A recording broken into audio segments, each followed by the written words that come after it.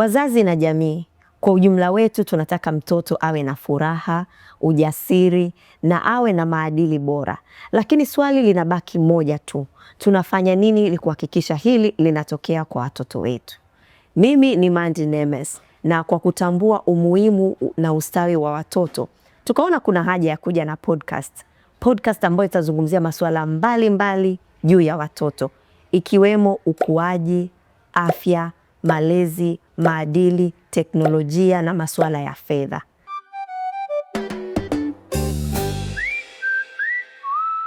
Najua najiuliza tutafanya vipi hili. Hatutakuwa peke yetu. Mtoto Kwanza itakuwa jukwaa ambalo litawakutanisha wazazi, walezi, watoto wenyewe pamoja na wataalamu mbalimbali ambao tutakwenda kuzungumzia mambo kadha wa kadha kuhusiana na watoto.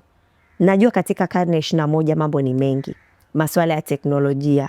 Ni vipi unamkinga mtoto wako na yale yaliyoko katika mitandao? Ni vipi unamjengea mipaka katika maisha yake ya kila siku? Kuchagua marafiki, lishe bora na mambo kadhalika. Hivyo basi, kama mzazi, mlezi au mwalimu ambaye kweli unapenda ustawi wa mtoto ufanikiwe kwa 100%, basi ni kuhakikishie kwamba Mtoto Kwanza ndio jukwaa sahihi la wewe kutufuatilia.